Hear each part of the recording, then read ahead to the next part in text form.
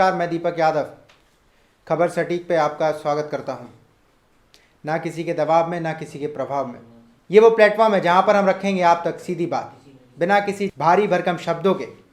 बिल्कुल सरल और सीधी भाषा में आपको समझाएंगे पत्रकारिता क्या है, और कोशिश करेंगे कि हम आपको हर एक बात समझा सकें और बता सकें।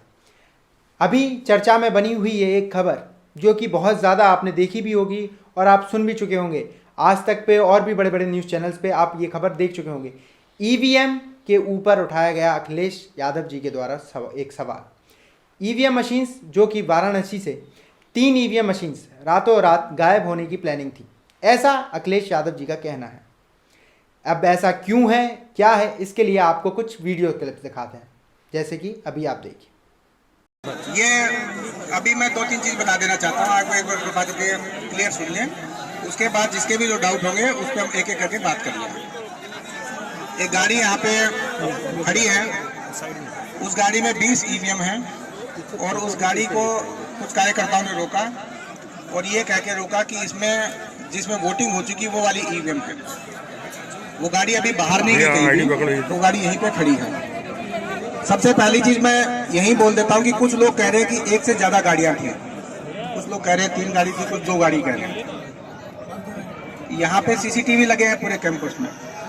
सामने ही कैंट विधानसभा का कंट्रोल रूम है, वो स्ट्रॉन्ग रूम है, वहाँ का सीसीटीवी भी इधर देख रहा होगा। सीसीटीवी पे आपके लोग भी बैठते हैं, यही कर्मचारी बैठते हैं और यहीं आपके एजेंट भी बैठते हैं। तो गाड़ियाँ वही भी यही है। उसके लिए कोई भी लोग आ जाए, प्रत्याशी लोग हैं वो हो, चाहे अपने जिलाध्यक्ष हो, सीसीटीवी से वेरीफाई कर लिया जाए, क्लियर कर लिया जाए, ताकि एक वो चीज चल रही है वो क्लियर हो जाए। वो ये है कि तो ये वाली ईवीएम है, उसका गोडाउन बिल्कुल लास्ट में जाके बना है मंडी में। ये जो स्ट्रॉन्ग रूम बने हैं 8 के 8, जिसकी बैरिकेडिंग है, इस बैरिकेडिंग के बाद हमारे 4 गोडाउन हैं जिसमें मतगणना होनी है। उन 4 गोडाउन के बाद में भी जो गोडाउन हैं उसमें सारे डिस्ट्रिक्ट की 1000 ईवीएम आसपास जो ट्रेनिंग में थी या जो रिजर्व में थी, जो बूथ पे प्रयोग नहीं हुई, सारी मशीनों का गोदाम एक बना हुआ है। कल यूपी कॉलेज में 1000 लोगों का काउंटिंग का सेकंड प्रशिक्षण है, सेकंड ट्रेनिंग है यूपी कॉलेज में। आप पूछ सकते हैं, सेंट्रल गवर्नमेंट के एम्प्लॉइज हैं, ड्यूटी कार्ड आज से नहीं निकला हुआ, 5 दिन पहले से निकला हुआ है। यूपी कॉलेज में कर्मचारियों का 10 दिन पहले भी प्रशिक्षण हुआ है, कल फिर प्रशिक्षण है। पहली ट्रेनिंग काउंटिंग कर्मचारियों की हो चुकी है ऑलरेडी 4 तारीख को, कल सेकंड ट्रेनिंग है यूपी कॉलेज में। वही कर्मचारी परसों यहाँ पे काउंटिंग कराएंगे। जब कर्मचारियों की ट्रेनिंग होती है तो सीयू के अंदर उनको रिजल्ट दिखाना पड़ता है, इसी तरह वीवीपैट की पर्चियां गिननी पड़ती हैं। ट्रेनिंग उनकी कराई जाती है, तो ट्रेनिंग में आप लोग जानते हैं कि ट्रेनिंग में ईवीएम का प्रयोग होता है। ईवीएम का प्रयोग कर्मचारी जो पोलिंग पार्टी के जाते हैं उनकी में भी होता है, और जो प्रशिक्षण होता है काउंटिंग के उनके भी होता है। जो आदमी इस कंट्रोल यूनिट को जानता ही नहीं होगा वो परसों प्रशिक्षण कराएगा कैसे? उनके लिए 20 ईवीएम ट्रेनिंग की निकाली गई थी और वो ट्रेनिंग की ईवीएम यहाँ से यूपी कॉलेज जा रही थी। जब लोगों को शक हुआ तो उन्होंने उस गाड़ी को रोक लिया, उस गाड़ी पे चढ़ गए।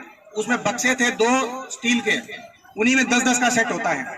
वो बक्से खोल लिए और बक्से खोल के कुछ लोगों ने गाड़ियों पर चढ़ के ईवीएम लहराई और ये साबित करने की कोशिश की कि ये जिनमें चुनाव हो चुके हैं वो वाली पोलिंग की ईवीएम है। अब स्थिति ये है कि यूपी कॉलेज की जो कल ट्रेनिंग होनी है वो तो होनी है। पहला तो किसी में शक नया नहीं हो जाए, इसलिए मैंने ये कह दिया कि उन कर्मचारियों की कोई ईवीएम प्रशिक्षण ना कराया जाए, वहां पे कोई ईवीएम नहीं ले जाई जाएगी, ताकि एक नई कहानी दोबारा से ना शुरू हो जाए।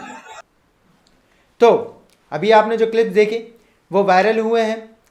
क्या हुआ था वाराणसी में? जो केंद्र था, घटना स्थल जो है वो वोटिंग केंद्र है, जहां से 3 ईवीएम मशीन्स को चुपचाप रातों रात ले जाया जा रहा है, जिसकी जानकारी समाजवादी कार्यकर्ताओं को हुई, जिसके बाद वे जगह पर पहुंच गए।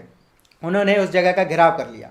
घेराव के बाद ये बात सामने आई कि वो मशीन, ऐसा जिला मजिस्ट्रेट और जो ऑफिशियल्स अधिकारी थे उनका कहना ये था कि ये ईवीएम मशीन प्रशिक्षण के लिए ले जाई जा रही थी, यानी कि ट्रेनिंग के लिए।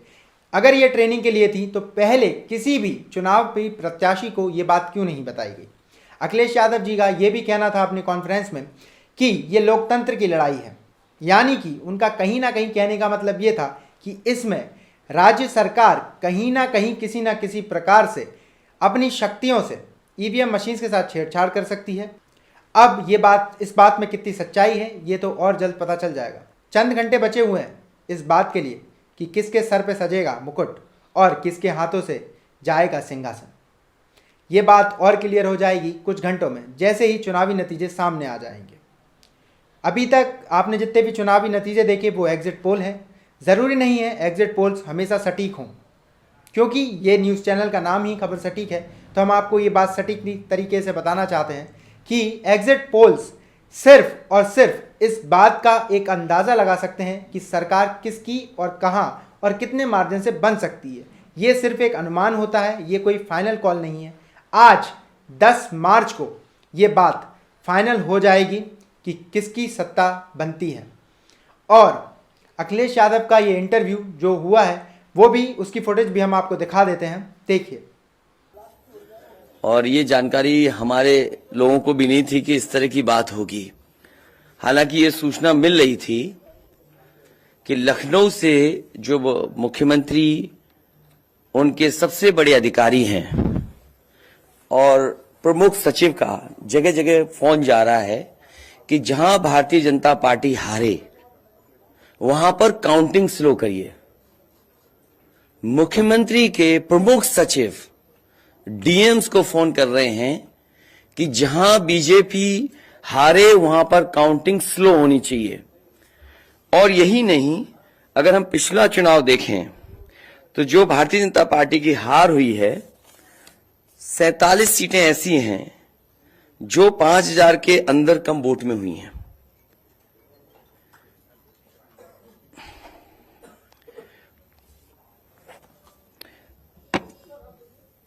सैंतालीस सीटें ऐसी हैं पिछले चुनाव की जहां पर 5000 वोट के कम फासले से भारतीय जनता पार्टी जीती है। और जो आज देखने को मिला है बनारस में कि जहां ईवीएम्स ले जाई जा रही थी, एक ट्रक पकड़ा गया, 2 ट्रक लेकर के भाग गए। अगर सरकार चोरी नहीं कर रही थी, ये वोट की चोरी जो नहीं कर रही थी, तो कम से कम बताए कि एक गाड़ी रोक ली, पकड़ी गई, लाइव है, अभी भी हम लाइव देख सकते हैं। 2 गाड़ियां क्यों भागी? अगर कोई चोरी नहीं थी, प्रशासन ने, सिक्योरिटी ने इतना इंतजाम क्यों नहीं किया? इतनी फोर्स है, अभी इलेक्शन की फोर्स गई नहीं है यूपी से, तो आखिरकार अधिकारी क्यों नहीं कर रहे थे? क्या वजह है कि बिना सिक्योरिटी, बिना इतने इंतजाम के ईवीएम्स जा रही हैं? और ईवीएम्स के बारे में ये मानना है कि किसी भी वेयर हाउस में रखी हो या किसी भी स्ट्रांग रूम में रखी हो, तो बिना प्रत्याशी के जानकारी के आप मूव नहीं कर सकते हैं। अगर आपको ईवीएम्स को मूव करना है तो कम से कम जो प्रत्याशी चुनाव लड़ रहे हैं उनकी जानकारी में होना चाहिए। और सोचिए, मुख्यमंत्री आवास से प्रमुख सचिव, मुख्यमंत्री जगह जगह फोन कर रहे हो और डीएम्स को बता रहे हो। ये घबरा गए उसी दिन जिस दिन अखबारों में कुछ जगह आया कि कहीं पार्क की सफाई हो रही है, कहीं घर की सफाई हो रही है।